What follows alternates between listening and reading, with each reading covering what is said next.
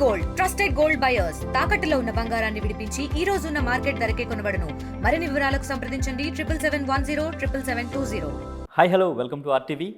అందాల రాక్షసి ఈ మూవీ గుర్తొస్తే మనకి నవీన్ చంద్ర గారి క్యారెక్టర్ అలా గుర్తుండిపోతుంది కదా.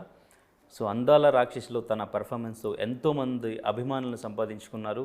వాళ్ళందరినీ ఎంటర్టైన్ చేస్తూ డిఫరెంట్ కంటెంట్స్ ఎంచుకుంటూ కూడా ఒక మంచి స్టోరీస్తో ఇంకా ఎంతోమంది ఫ్యాన్స్ని సంపాదించుకుంటూ ఎస్పెషల్లీ మన టాలీవుడ్లో అందరికీ కూడా చాలా సుపరిచితమైపోయిన నవీన్ చంద్ర గారు ఈరోజు మనతో పాటు ఉన్నారు.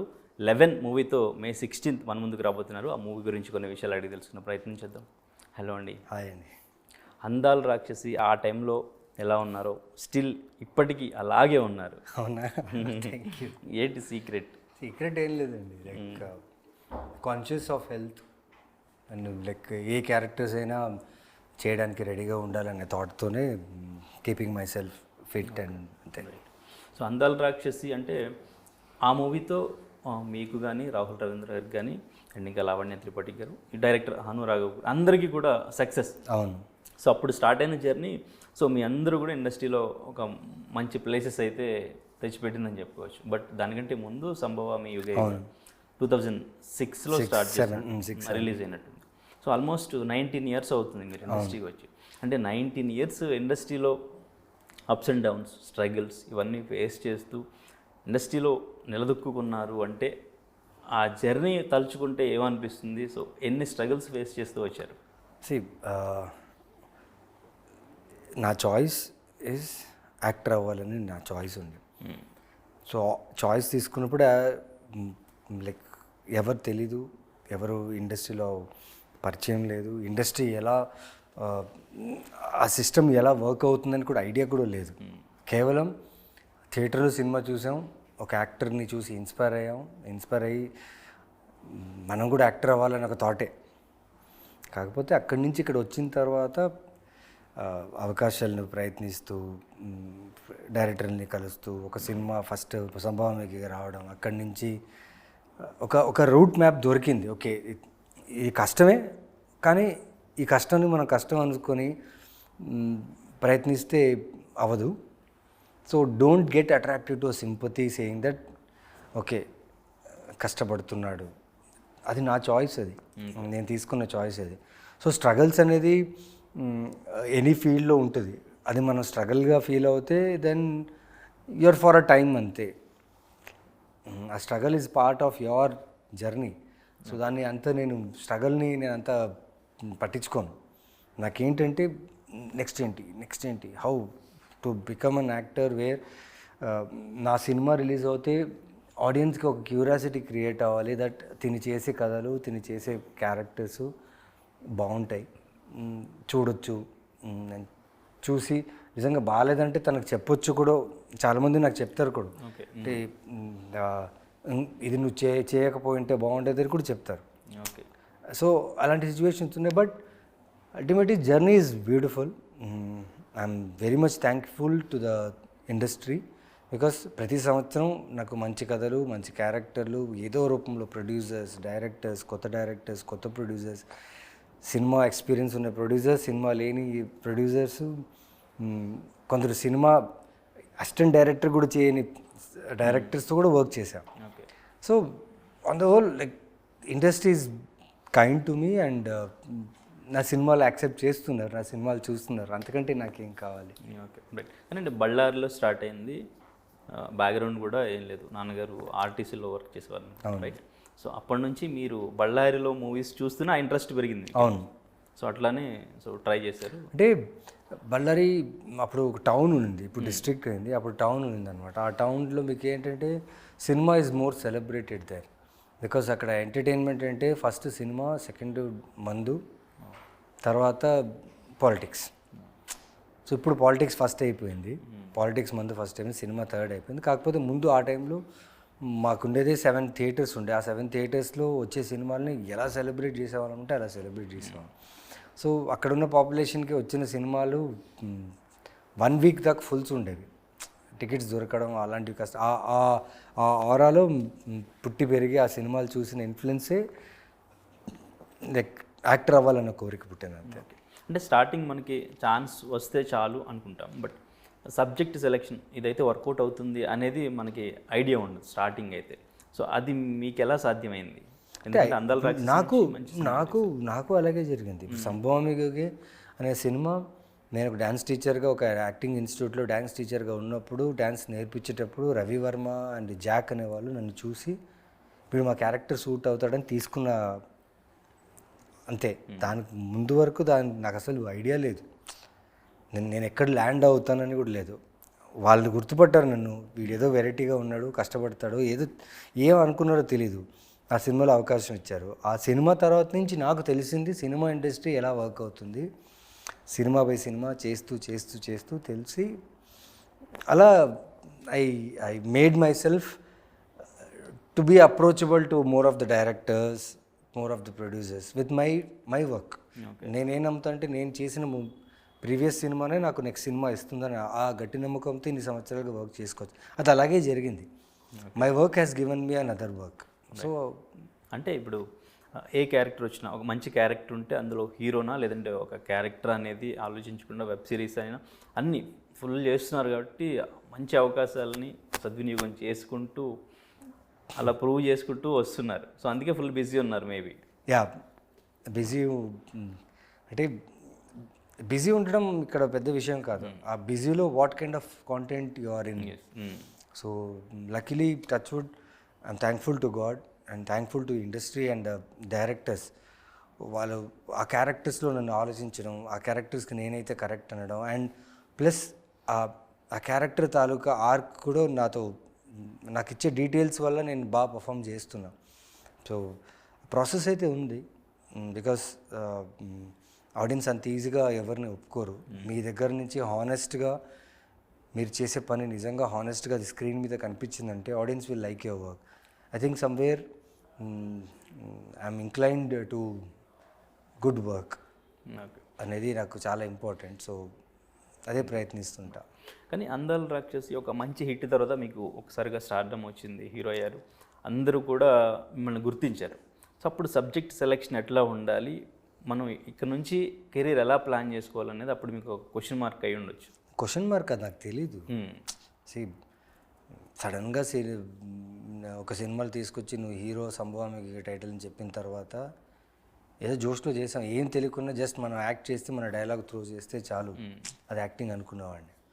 సంభవామికి తర్వాత ఆ 3-4 years అందాల రాక్షసి వచ్చేదాకా చేసిన ప్రాసెస్, చూసిన సినిమాలు, అర్థం చేసుకున్న ప్రాసెస్ అదొక టైప్. హను రాఘవపూడిని కలిసి అక్కడి నుంచి ఒక క్యారెక్టర్ని ఎలా డెవలప్ చేయాలి, ఒక క్యారెక్టర్ ఆడియన్స్ని, ఆ మ్యాజికల్ మూమెంట్ ఏంటి, ఒక character okay it is not like మీరు మంచి యాక్టర్ ఉండడం ఇంపార్టెంటే, అట్ ద సేమ్ టైం ఎంత మంచి యాక్టర్ ఉండాలంటే మీరు ఆ టక్కని ఒక మ్యాజిక్ కూడా క్రియేట్ చేయాలి వేరే audience would like you. So ఇదంతా లైక్ టైం టేకింగ్ ప్రాసెసే. మనం ఎంత లోతుగా ఆలోచిస్తామో అంత లోతుగా మనల్ని అది అట్రాక్ట్ చేసి మనం బెటర్ వర్క్ చేస్తాం. లేదు ఓకే మనం ఉట్టిగా మేకప్ వేసుకున్నాం, మాకు ఒక సినిమా దొరికింది, రెమ్యునరేషన్ దొరికింది, లగ్జరీగా అన్నీ ఉంది, సినిమా చేసి వెళ్ళిపోయామంటే అది మనకు బాగుండొచ్చు, కాకపోతే ఆడియన్స్ చూసినప్పుడు అది తెలిసిపోతుంది. Because we can't escape from a camera and audience. మన వర్క్ బాగాలేదంటే అయిపోయింది, దే లెట్ యూ డౌన్. మనకి బహుశా ఇండస్ట్రీలో 1-2 ఛాన్స్ దొరకచ్చు తర్వాత, అలాగే కంటిన్యూ అయితే దెన్ యూఆర్ నోవేర్. కానీ ఈ మధ్య కాలంలో ఐ థింక్ భానుమతి రామకృష్ణ ముందు నుంచో లేదా అక్కడి నుంచో మీరు కంటెంట్ అనేది కొంచెం చేంజ్ అయింది, ప్రతి మూవీ డిఫరెంట్గా. ఇంక లేదు మనం కంటెంట్ చేంజ్ చేయాలి అనే థాట్ మీకు ఎప్పుడు వచ్చింది? నా ముందు నుంచే కంటెంట్ చేంజ్ చేయాలనే, బట్ యాజ్ అన్ యాక్టర్గా మాకు వచ్చిన గుర్తింపుకి ప్రకారం మాకు కథలు ఆప్షన్స్గా వస్తాయి.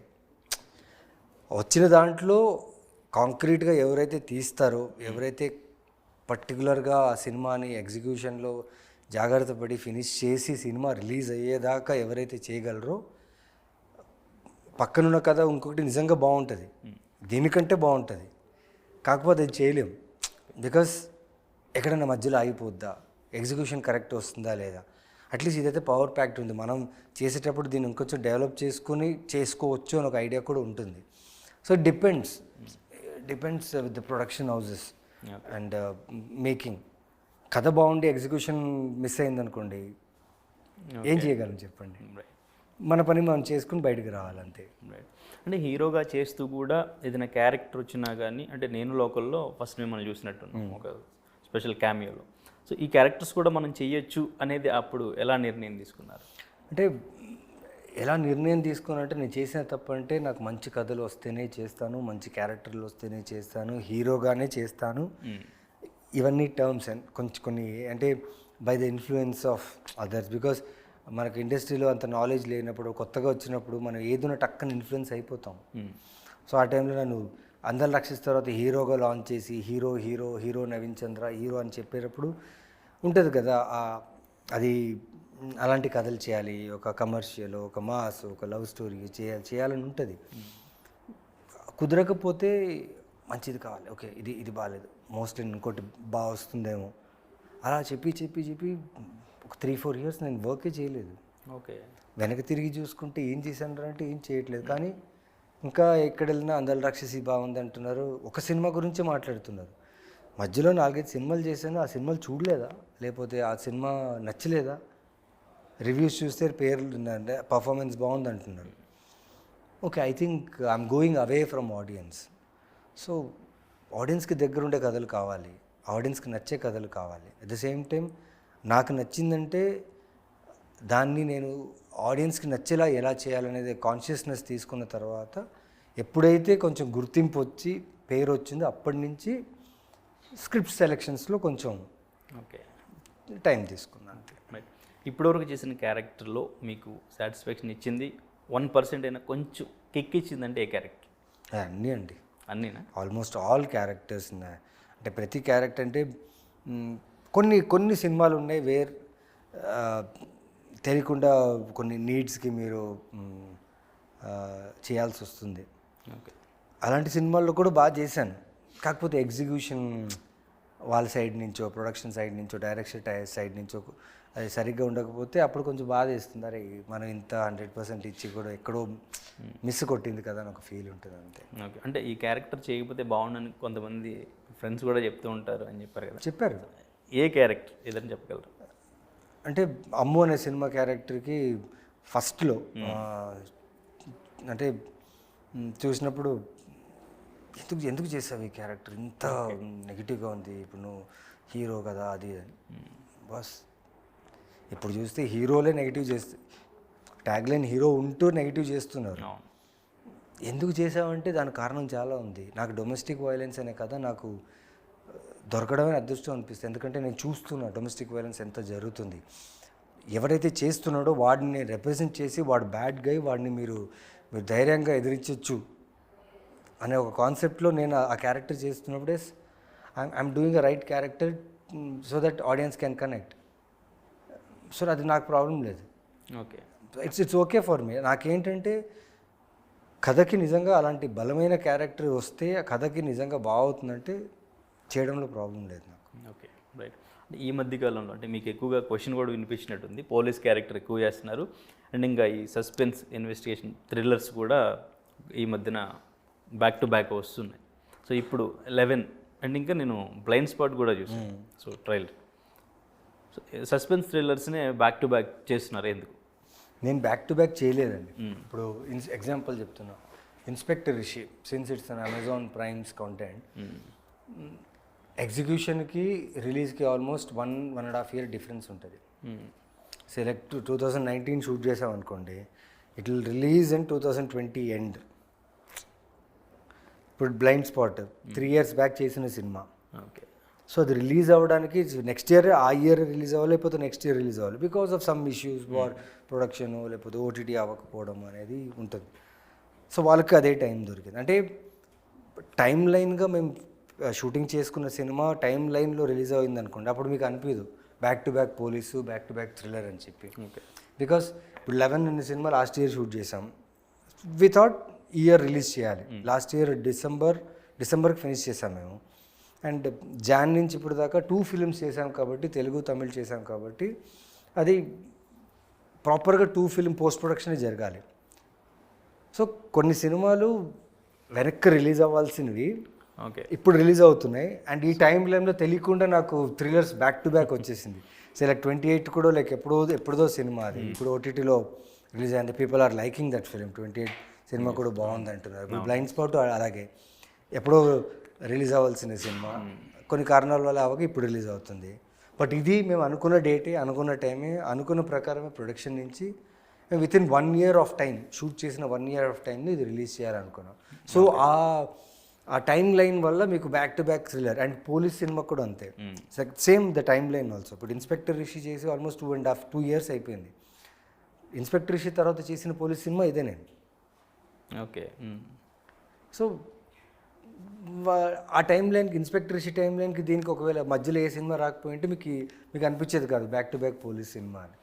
సో దానికి నేను I can't say anything. It's time in the producers choice. But అంటే ప్రతి కథలో ఒక వేరియేషన్, ఒక మంచి ఎంటర్టైన్మెంట్, ఒక మంచి స్క్రిప్ట్ అనేది సెలెక్ట్ చేసుకుంటున్నారు, అది ఎంజాయ్ చేస్తున్నారు ఆడియన్స్ డెఫినెట్గా. రైట్. అయితే 11 విషయానికి వస్తే ఫస్ట్ టైటిల్ వినగానే ఒక అటెన్షన్ వచ్చింది ఆ 11 అనేసరికి. సో మీకు తెలిసే ఉంటుంది ఇక్కడ తెలుగు స్టేట్స్లో ఆ పాలిటిక్స్ గురించి 11 అనేది పెట్టారు చెప్పారు. బట్ అది మీకు అంటే ముందే పెట్టేసి ఉంటారు టైటిల్. సో ఏమన్నా అనిపించిందా ఏంటి టైటిల్ మీద ఏమైనా కాంట్రవర్సీ చేస్తారా ఇప్పుడు అని? లేదండి, లైక్ బికాజ్ మేము పోస్టర్లో చాలా క్లియర్గా చెప్పాము. అండ్ ఆ టైటిల్ పెట్టడానికి చాలా బలమైన కారణం ఉంది. మీకు చెప్తే ఇప్పుడు ఆ టైటిలే కదా. ఓకే. అంటే ఒక లైటర్ వచ్చింది అండ్ ఇంకా కార్ ఒకటి, లైటర్ ఉంది, కార్ అది పోలీస్ జీప్, ఇది లైటర్, ఇది ఆ కిల్లర్ది వెహికల్ అది. ఓకే. మీకు ఇక్కడ ఇంటూ మార్క్స్ ఉన్నాయి, ఇక్కడ ఒక్కడి నుంచి ఉన్నాడు, ఇక్కడ 10 members ఉన్నారు, మీకు డీటెయిలింగ్స్ అన్నీ ఉన్నాయి. ఓకే. అంటే ఇవన్నీ మేము కథ షూటింగ్ కథ నేను విన్నప్పుడు అనుకున్నప్పుడు ఆల్మోస్ట్ 2 years బ్యాక్ ఇది. అంటే మీరు చెప్పిన ఆ నంబర్స్కి ముందే మేము అనుకుని ఆ వర్కింగ్ టైటిల్ ఇదే పెట్టుకుని చేసిన సినిమా. అండ్ ఈ title will justify the story. ఆ టైటిలే కదా అండి. ఓకే. అది మీకు చెప్పకూడదు కానీ చెప్పేసా. 11 is the story, title is the story of the film. కానీ ట్రైలర్ చూస్తే సైకో, సీరియల్ కిల్లింగ్, పోలీసుల కోసం ఏదైనా క్లూ వదలడం, ఇదంతా కామన్ పాయింట్ ఈ సీరియల్ కిల్లింగ్స్లో, ఈ సస్పెన్స్లో. ఆ కామన్ పాయింట్ త్రూ కొత్తగా ఏం చూపించబోతున్నారు, ఎలా చూపించబోతున్నారు అంటే ఫస్ట్ నుంచి లాస్ట్ వరకు సస్పెన్స్ అనేది లీడ్ చేయాలి. ఈవెన్ ట్రైలర్లో కూడా ఎక్కడ కూడా దొరకకుండా ఉండాలి. సో అదైతే కనిపించలేదు. ఈ కామన్ పాయింట్ అయితే కనిపించింది. సో కొత్తగా ఏం ఉంటుంది? మీరు టైటిలే కొంచెం టైటిల్ మీద మీరు ఆలోచించారు, ఇది అదా ఇదా అనేసి. So our approach to the title is different. కొత్తగా అంటే దెర్ ఈజ్ వన్ కిల్లర్కి ఫోబియా ఒకటి. మీ ట్రైలర్లో చూసింది ఒక లేయర్ అండి సినిమా. యూజువలీ ఒక డైరెక్టర్ ఒక థ్రిల్లర్ చేస్తున్నాడంటే తన మెయిన్ యూఎస్పి ఏదైతే ఉందో కథకి దాన్ని హైడ్ చేస్తాడు. అది మీకు తెలిసిందే, మీరు చూసే థ్రిల్లర్ అండ్కి అదే ఉంటుంది. మేము ఒక ఎపిసోడ్ ఉంటుంది ఈ సినిమాలో which you have not experienced in any of the thriller. అంటే భయపట్టించేదా లేకపోతే వైలెన్స్ అలాంటిది కాదు. వెరీ ఎమోషనల్, వెరీ న్యూ, కొత్తగా ఉంటుంది. కొంచెం ఆశ్చర్యపడుతుంది మీరు, అమ్మ ఇది భలే చేశారు కదా అని మీరు ఫీల్ అవుతారు. Okay. So we have that, but అవి మేము చెప్పలేము. బట్ దాన్ని దాటి ఆడియన్స్కి మేము ముందే కిల్లరు, ఈ పోలీసు వాడు వెంట పడతాడు, చేజ్ ఉంది, ఇంతమంది ఉన్నారు, ఇంత సీరియల్ గురించి అన్ని ఇన్ఫర్మేషన్ ఇచ్చాం. ఇచ్చి చాలా విషయాలు దాచిపెట్టారు. చాలా ఆబ్వియస్లీ థ్రిల్లర్ అన్నప్పుడు మనం ఓపెన్గా ఏం చెప్పలేము. We can't open the plot. Okay. So there is something. But since if you see the actors whom we have casted, so వీళ్ళందరూ మంచి performers. And I challenge you, ఈ యాక్టర్స్ వల్ల ఎక్కడ కూడా మీకు కొంచెం లైట్ తీసుకుంటారు కదా థ్రిల్లర్ మీద. ఏముంటుంది థ్రిల్లర్, నెక్స్ట్ ట్విస్ట్ ఇది, వీడు చేశాడా వాడు చేశాడా అది ఇదని ఉంటుంది కదా. ఈ పర్ఫార్మెన్సెస్, ఈ screen play, cinematography and music by Iman will hold you on the screen. Okay, right. So అయితే ట్రైలర్ కమల్ హాసన్ గారు రిలీజ్ చేశారు. సో ఎలా అప్రోచ్ అయ్యారు, ఏం చెప్పారు చూసిన తర్వాత మీకు? అంటే అసలు నేను అప్రోచ్ అవ్వడం అనేది అవదాం అది, ఎందుకంటే మా producer like Akbar is a very close friend of Kamal sir. And వాళ్ళు చాలా సంవత్సరాల నుంచి ఫ్రెండ్స్. ఆయనకు తెలుసు ఈ సినిమా షూటింగ్ జరుగుతుంది and he has the one who gave us the first wishes. So సడన్గా ఇట్లా కమల్ సార్ ట్రైలర్ లాంచ్ చేస్తున్నారని చెప్పగా నాకు కాలు చేతులు లెక్క నాకు అర్థం కాలేదు ఫస్ట్. ఏంటి నేను ఇప్పుడు కమల్ సార్ దగ్గరికి వెళ్ళి కలిసి నా ట్రైలర్ చూసి నాకు అర్థం కాలేదు. వెళ్ళాను, ఆఫీస్కి వెళ్ళాను, మీరు నమ్మరు ఆ experience amazing experience. Lift first వెళ్ళంగానే ఆయనది Maybach car, Mercedes Benz sedan అనమాట, వైట్ కలర్ది. తలేవా అనుకున్నా, చూస్తే కమల్ సార్ది కారు. Okay happy. లిఫ్ట్ వెళ్ళాను, వెళ్తే రాజ్ కమల్ వాళ్ళ బ్యానర్ నేమ్ ఉంది, it is written in the golden font. లోపల వెళ్ళిన తర్వాత తన ఆఫీస్లో మొత్తం తను చేసిన సినిమా script, story boards on the wall పెయింటింగ్లో. ఓకే, వాల్ మొత్తం ఆయన చేసిన కథ, లైక్ విరబాండి, ఇంకా చాలా సినిమాలు ఆయన చేసినవన్నీ ఉన్నాయి. ప్లస్ పాత ఓల్డ్ ప్రొజెక్టర్, ఒక థియేటర్ ప్రొజెక్టర్, ఒక ఎడిటరు, ఎడిట్ చేసే ఒక మెషిన్ ఉంటుంది కదా అది. ఆ ఫీల్ అంటే మనం తిరుపతికి వెళ్తే ఒక ఫీలింగ్ ఉంటుంది కదా, బాలాజీ టెంపుల్కి వెళ్ళాము, వెంకటేశ్వర స్వామి టెంపుల్కి, మనకు తెలుసు ఇక్కడ ప్రసాదం దొరుకుతుంది, ఇవన్నీ దొరుకుతుంది. నాకు అదే ఒక ఫీలింగ్, సినిమా టెంపుల్ లా ఉండింది అది. ఓకే, అంటే సినిమా టెంపుల్ అంటే యూజువలీ ఈ ఫొటోస్ పెట్టి అలా కాదు, ఆ వైబే అలా ఉంది. అంటే అక్కడ సినిమా తప్ప ఏమీ జరగదు అని ఒక ఫీల్ ఉంటుంది కదా, అలా ఉండింది ఆఫీస్. తర్వాత ట్రైలర్ చూశారు అండ్ షేక్ హ్యాండ్ ఇచ్చి బాగా చేసావని చెప్పి భుజం మీద చేసి ఆల్ ది బెస్ట్ అని చెప్పడం, అంటే ఆ టైం, ఆ మూమెంటే సూపర్. అండ్ అది నాకు సుబ్రమణి అనే ఆయన ఒక కుక్కని పెంచుంటారు, ఆయన పేరు పెడతారు సుబ్రమణి అనే ఒక కుక్కకి. శ్రీదేవి గారు అండ్ కమల్ హాసన్ గారు, అది వసంత కోకిల సినిమాది. ఆ సినిమా గుర్తొచ్చేసింది ఆయన చూసిన తర్వాత. Super. So final question, game changer చేశారు రామ్ చరణ్ గారితో, అరవింద్ సమేత, జూనియర్ ఎన్టీఆర్తో, వీరసింహారెడ్డి, బాలకృష్ణ గారితో. వీళ్ళ ముగ్గురులో ఒక కామన్ క్వాలిటీ, ఒక యూనిక్ క్వాలిటీ చెప్పండి. బీయింగ్ ప్రొఫెషనల్ అండి. ఓకే, అంటే they know the value of time, cinema and the audience, what they have gained. వాళ్ళకి ఆ రెస్పాన్సిబిలిటీ. ఇప్పుడు అభిమానులు మైక్లో తీసుకుని చెప్తుంటారు కదా, లైక్ వీళ్ళు మైక్లో తీసుకొని మీరు లేకపోతే మేము లేము, మీ ఆదరణ అనేసి, అది ముమ్మాటకి నిజం. నేను ఫీల్ అయ్యా, నేను ఎక్స్పీరియన్స్ చేశా. యూజువల్లీ స్టేజ్ మీద తీసుకుని మైక్లో మాట్లాడేస్తుంటారు, మీ రక్తం పంచుకున్న తమ్ముళ్ళు అది ఇది అంటుంటారు కదా.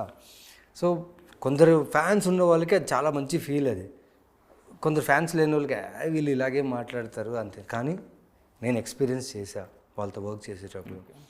ఎంత జాగ్రత్త పడతారంటే వాళ్ళు చేసే ప్రతి షాట్, ప్రతి సీను, ప్రతి టైము, ప్రతి లొకేషన్, ప్రతిదీ ఇంత కాన్షియస్గా they work for their fans, they work for the producers and for the team.